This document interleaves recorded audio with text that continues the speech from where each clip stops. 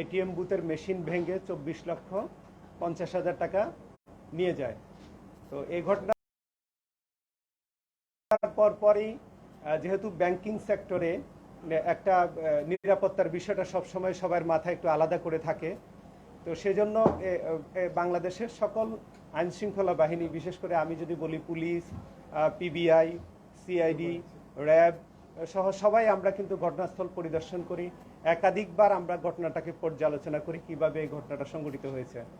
তো আমরা এটিএম বুথের ভিতরে রক্ষিত একটা মাত্র ক্যামেরা সচল ছিল, সেখান থেকে আমরা দেখতে পেয়েছি যে 4 জন লোক ভিতরে ঢুকে জোর করে পাহারাদারকে অন্য রুমে আটকিয়ে রেখে এটিএম বুথের মেশিন ভেঙে তারপরে সেখান থেকে টাকা নিয়ে যায়। আপনারা দেখেছেন এখানে যে পেশাদার চক্রটা ভিতরে ঢুকেছে তারা স্প্রে মেশিন নিয়ে ঢুকেছে। এটিএম মেশিনের ভিতরে একটা হিডেন ক্যামেরা থাকে। সাধারণত আমরা যারা ব্যাংকিংয়ে লেনদেন করি আমরাও কখনো বুঝতে পারি না এই হিডেন ক্যামেরাটা কোথায় থাকে, কিন্তু এই পেশাদার চক্রকে আমরা দেখলাম তারা কিন্তু ব্যাংকে ঢুকেই প্রথম হিডেন যে ক্যামেরাটা আছে সেখানেই সে স্প্রে করতেছিল এবং অন্য ক্যামেরাগুলো সে কালো স্প্রে করে বন্ধ করে দিচ্ছিল, যেন ঝাপসা করে দিচ্ছিল। তা আমাদের কাছে খুব চিন্তার বিষয় ছিল যে এই গ্রুপটাকে ধরতে না পারলে বাংলাদেশের অন্যান্য এটিএম বুথগুলোর নিরাপত্তা ব্যবস্থা অনেকটা দুর্বল হয়ে যাবে। আমরা সে লক্ষ্যে কাজ শুরু করি। আমি অন্যান্য সংস্থারও সাহায্য চাই যে কোনো মূল্যে এটা ডিটেক্ট করতে হবে। একই সাথে আমরা আমাদের পুলিশ হেডকোয়ার্টার আমাদেরকে অত্যন্ত সাপোর্ট দেয় এবং ঢাকা মেট্রোপলিটন পুলিশ থেকেও আমরা ডিবি যেহেতু অনেকদিন ধরে কাজগুলো করে তাদেরও সহযোগিতা চাই আমি ব্যক্তিগতভাবে। তারই ধারাবাহিকতায় ঢাকা মেট্রোপলিটন পুলিশের ডিবি আমাদের সাথে কাজে যোগ দেয় এবং তারা, আপনারা জানেন যে গত পরশুদিন হবিগঞ্জ থেকে 3 জন আসামিকে ধরে আমাদের কাছে ইতিমধ্যে হ্যান্ডওভার করেছে এবং গতকালকে এ বিষয়ে ঢাকা মেট্রোপলিটন পুলিশের যুগ্ম কমিশনার ডিবি মহোদয় এ বিষয়ে বিস্তারিত আমাদের মিডিয়ার কাছে উপস্থাপন করেছে। আমরা গতকালকে ঢাকাতে টিম পাঠিয়ে ওই 3 জন আসামি এবং তাদের উদ্ধারকৃত আলামত 10,08,000 টাকা সহ আমরা আসামিকে নিয়ে এসেছি। এর মধ্যে আপনারা জানেন যে যেহেতু আমরাও পাশাপাশি কাজ করছিলাম, এই ঘটনার অন্য যে অপরাধী আছে তাদেরকে ধরার জন্য আমাদেরও টিম হবিগঞ্জে ছিল এবং গতকালকেই ঘটনার অন্যতম আসামি শাফিউদ্দিন জাহিরকে আমরা হবিগঞ্জ থেকে গ্রেপ্তার করি এবং জিজ্ঞাসাবাদে তার কাছ থেকে আমরা পরবর্তীতে যে ঘটনা যে মোটরসাইকেলটা ব্যবহৃত হয়েছিল সেই মোটরসাইকেলটা আমরা জব্দ করি এবং যেই শাবলটা দিয়ে এই এটিএম মেশিনকে ভাঙা হয়েছিল সেই শাবলটা আমরা জব্দ করি। তো এখন আমরা 4 জনকে একসাথে কথা বলেছি। আমরা যেটাকে জানতে পেরেছি এই অপরাধীর সাথে 4 জনই জড়িত ছিল, এর বাইরে কেউ জড়িত ছিল এখনো পর্যন্ত পাওয়া যায়নি। এই অপরাধের মূল হোতা জাহির এবং শামীম দুজনই আসলে পেশাদার অপরাধী। তারা ইতিপূর্বে বিভিন্ন জায়গায় এরকম অপরাধ কর্ম করেছে, সেটা আমাদের তদন্তে ইতিমধ্যে বেরিয়ে এসছে।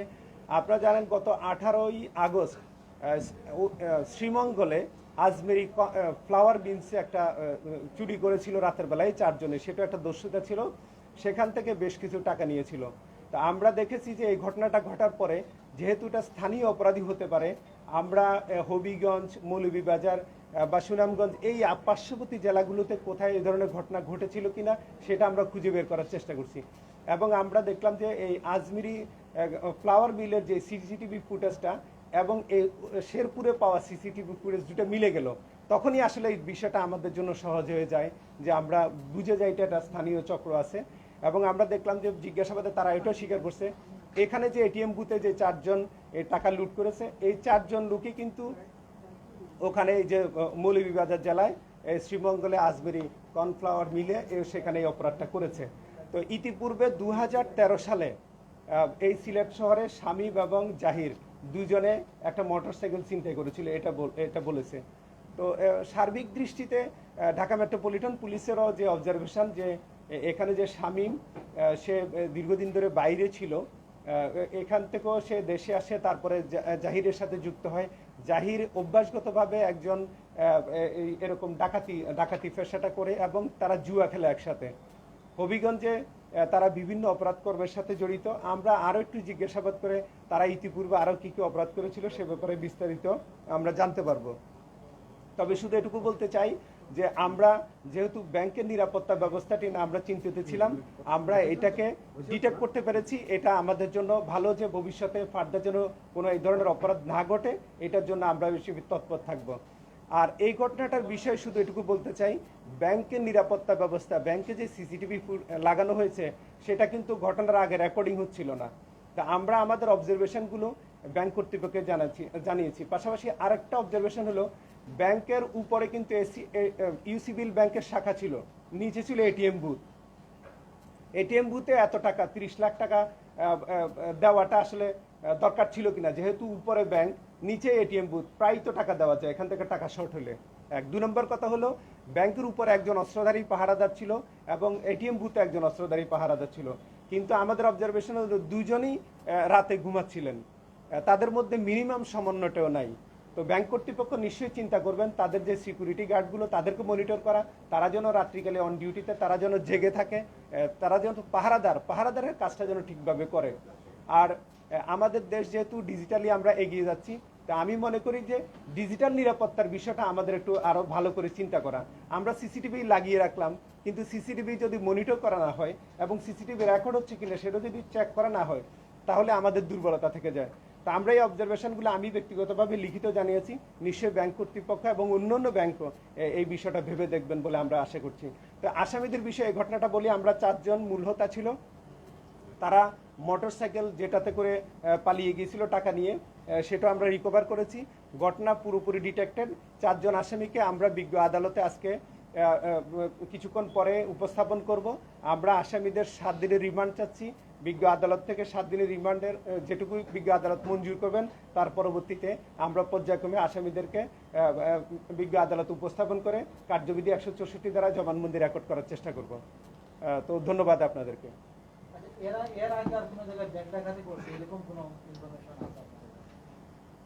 হবিগঞ্জে আজমিরিগঞ্জে একটা পূবালী ব্যাংকের একটা এটিএম বুথে একবার চেষ্টা করেছিল, তো সেসব সিসিটিভি ফুটেজটা আমরা পুরোপুরি পাইনি। যেটুকু পেয়েছি আমরা আসামিদেরকে দেখা যাচ্ছে না, বাট ওখানে একটা ট্রাই কারা করেছে, এখনো পর্যন্ত তারা এই বিষয়ে কোনো মুখ খুলে নাই। তবে আমার জানা মতে সিলেট অঞ্চলে কোথাও এটিএম বুথে এরকম কোথাও ইতিপূর্বে টাকা লুটের ঘটনা ঘটেনি, বাট হবিগঞ্জে একটা চেষ্টা করেছিল, কিন্তু কারা চেষ্টা করেছিল সেটা আমরা এখনো নিশ্চিত হতে পারিনি। জি, সেটা হলো যে 24 লক্ষ টাকা যে বুথে রাখা হয়েছে, এই বিষয়টা মানে যারা ডাকাতি করেছে তারাই বা জানলো কিভাবে? এখানে সিকিউরিটি গার্ডের কোনো ইনভলভ আছে কিনা, এটা কি আপনারা খতিয়ে দেখেন? আরেকটা বিষয় হলো যে পালসারটা বলেছেন আপনারা জব্দ করেছেন, সেটাও কি যদি পালসার কি? প্রথম প্রশ্নটা হলো, আমরা নিরাপত্তা প্রহরীকে কিন্তু ভালো করে জিজ্ঞাসাবাদ করেছি। হ্যাঁ, তো নিরাপত্তা প্রহরীর আসলে সক্ষমতা এবং বুদ্ধিমত্তার অভাব ছিল আমার যেটা মনে হয়। নিরাপত্তা প্রহরীর ইনভলভমেন্ট ওরকম এখনো আমরা কিছু পাইনি, কারণ তার সিরিয়াল অ্যানালাইসিস করে তাকেও জিজ্ঞাসাবাদ করছি। সে একটু বোকা টাইপের লোক। তা আমাদের দুর্ভাগ্য হলো আমরা যেন সিকিউরিটি গার্ড দেওয়ার সময় বোকা লোকদেরকে নিয়োগ না দিই, আমরা ইন্টেলিজেন্ট লোকটাকে যেন নিয়োগ দিই।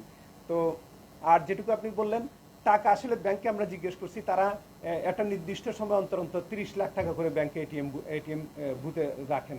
তো এটা যেদিন ঘটনা ঘটে তার 5 দিন আগে রাখছিলেন, তারা 30 লাখ টাকা রেখেছিলেন, সেখানে বিভিন্ন জন ট্রানজ্যাকশন করে 5.5 লাখ 6 লাখ টাকার মতো নিয়ে গেছেন, বাকি টাকাটা ব্যাংকে ছিল। তো নিরাপত্তা প্রহরীর আসলে কোনো ইনভলভমেন্ট আমাদের দৃষ্টিতে পাওয়া যায় না। এক 2 নম্বর হলো, আপনি যে মোটরসাইকেলটার কথা বলছিলেন, এটা শাহিনের মোটরসাইকেল, এটা শামীমের মোটরসাইকেল, সেটা আসলে চোরাই না, তার নিজস্ব। এটা চুরির টাকায় কিনা? না না, আরেকটা বিষয় হলো যে 10 লক্ষ টাকা উদ্ধার করা হয়েছে। জি, 10 লক্ষ। এখনো পর্যন্ত তাদের কাছে জিজ্ঞাসাবাদে শামীমের অ্যাকাউন্টে 4 লাখ টাকা আছে, তার এই অ্যাকাউন্টটা আমরা ফ্রিজ করে দিব, যেহেতু সে স্বীকার করছে যে এটা এখান থেকে যে লুটকৃত টাকা তার অ্যাকাউন্টে রাখা হয়েছে সেটা। তাহলে আমরা 10,08,000 টাকা পাওয়া গেল, আর হলো ব্যাংকে আছে 4 লাখ টাকা, আর বাকিটা তারা জুয়ারি, একদম পেশাদার জুয়ারি, তারা বলছেন যে তারা জুয়ার টাকা এবং পারিবারিক কাজে খরচ করছেন।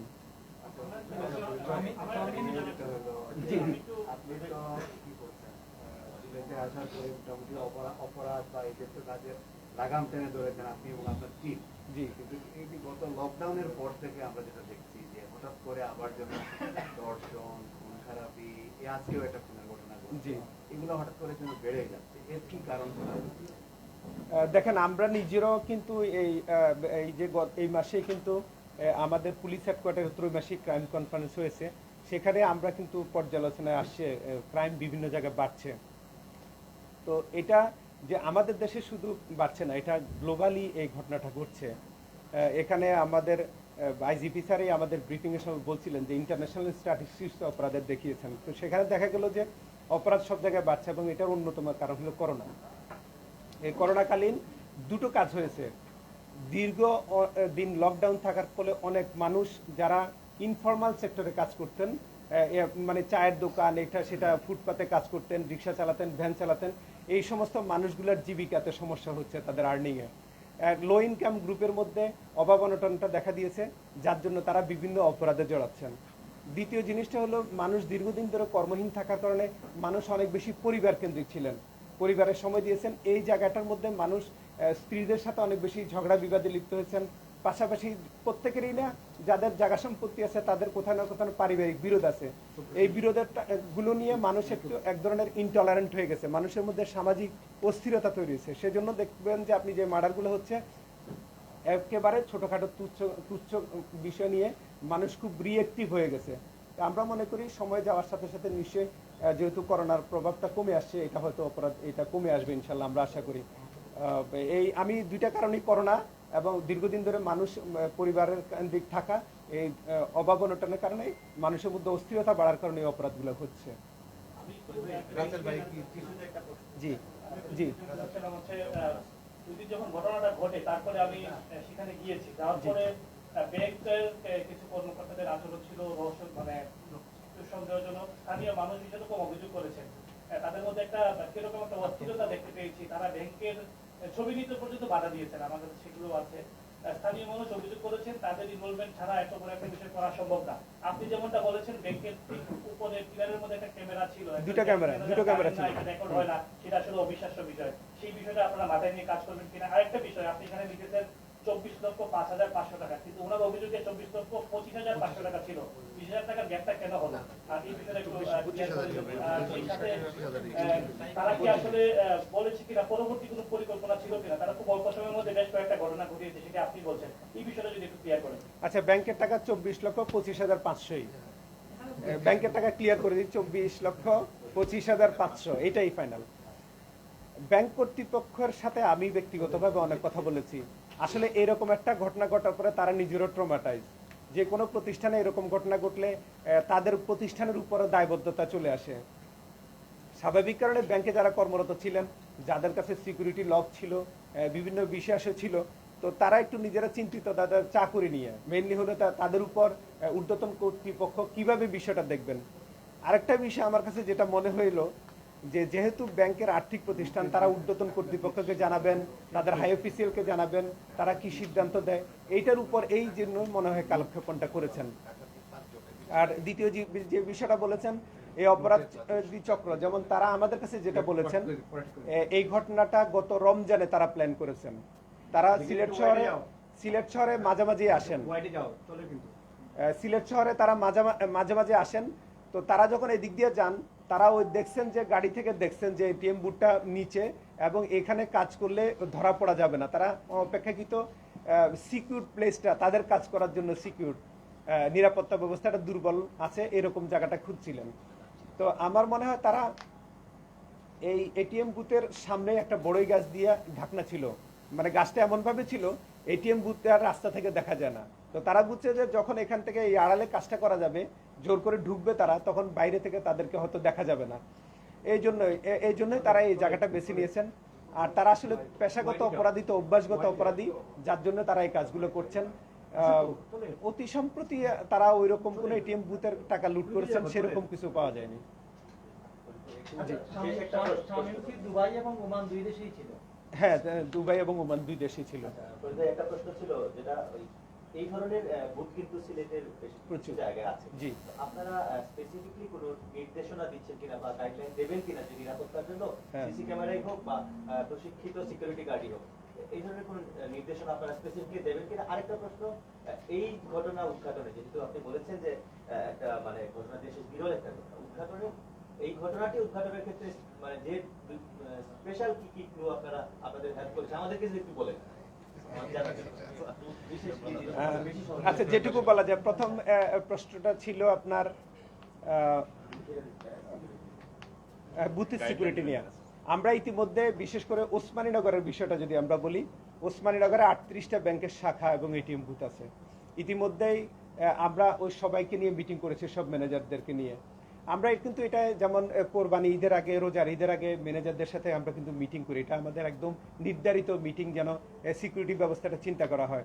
আর এই ঘটনাটা ঘটার পরে আমি আপনাকে বলেছি, শুধু সিলেটে না, আমি ব্যাংকের চেয়ারম্যান সাহেবকে চিঠি লিখেছি, আমাদের এসবিতে আমি চিঠি লিখেছি, যেন সারা বাংলাদেশের সকল ব্যাংক কর্তৃপক্ষকে এই বিষয়টা জানিয়ে দেওয়া হয়, তাদের দুর্বলতাগুলো কোথায় সেটা আমরা তুলে ধরেছি।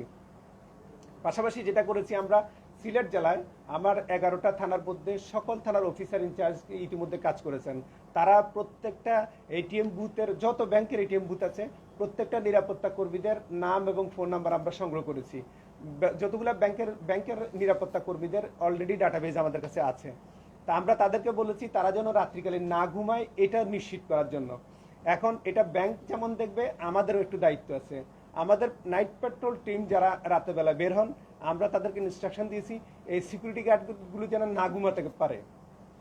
মানে পুলিশেরও নিয়মিত কাজের মধ্যে এই সিকিউরিটি গার্ডের লোকগুলোকে একটু খোঁজখবর নেওয়া, রাত্রিবেলায় যেন এদেরকে যেন জাগ না থাকে, সেই ব্যবস্থাটা যেন পুলিশের পক্ষ থেকে নেওয়া হয়।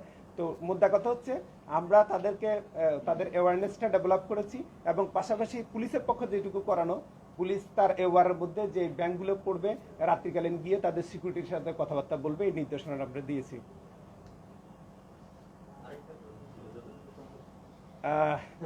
এটা আমি বলেছি যতটুকু বলা সম্ভব। আমরা আসলে যেহেতু যেটা বললাম, আমার কাছে স্থানীয় মনে হয়েছে, এই ব্যাংকের থেকে যেই ফুটেজটা আমরা পেয়েছি, এটা থেকে ওদেরকে দেখে আমাদের কাছে মনে হয়েছে 5 কিলোমিটারের মধ্যেই খুঁজলে পাওয়া যাবে।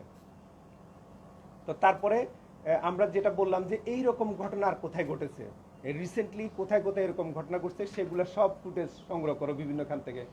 তো শ্রীমঙ্গলের ফুটেজটা পাওয়ার পরে আমরা শ্রীমঙ্গলে যে শার্ট ব্যবহার করেছে, শ্রীমঙ্গলে যেরকম বডি ল্যাঙ্গুয়েজ ছিল, যেভাবে ঢুকেছে, যেরকমভাবে ভিতরে ঢুকেছে, এইটা দুইটা আমাদের কাছে মিলে গেল।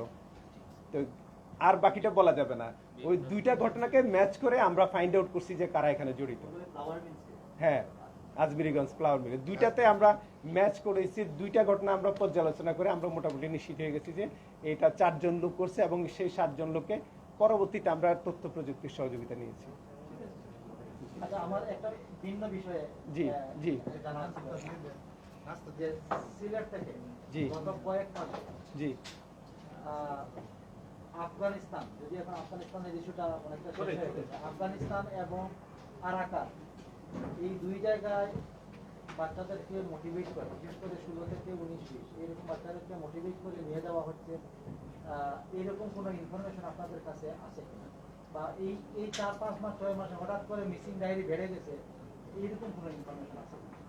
ধন্যবাদ আপনাকে। সেরকম কোনো সুনির্দিষ্ট তথ্য নেই, বাট যখনই এরকম আফগানিস্তানের ইস্যুটা আসছে, আমরা সব জায়গায় বলেছি মিসিং থাকলে যেন আমাদেরকে জানানো হয়, এবং অনেকেই বলছিলেন, রিউমার করছিলেন যে অনেক লোক চলে গিয়েছে। আমরা কিন্তু খোঁজ নিয়ে দেখেছি, এখনো আমাদের কাছে সুনির্দিষ্ট এরকম কোনো তথ্য নেই। এই ব্যাপারে কি আপনাদের এখনো আলাদা কোনো নজরদারি আছে? জি অবশ্যই। এটা তো আফগানিস্তান একটা গ্লোবাল ইস্যু, এটার বাইরে আমরা থাকতে পারি না। স্বাভাবিক কারণে ওখানে কি হচ্ছে, অপরাধের ট্রেন্ড কোন দিকে যাচ্ছে, এটা নিয়মিত আমাদেরকে পর্যালোচনা করতে হয়। তো এরকম কোনো লোককে মোটিভেট করে বাইরে নিয়ে যাচ্ছে কিনা, মাদ্রাসাগুলো, স্কুলগুলো আমাদের নজরদারিতে আছে। জি, থ্যাংক ইউ। কথা বললাম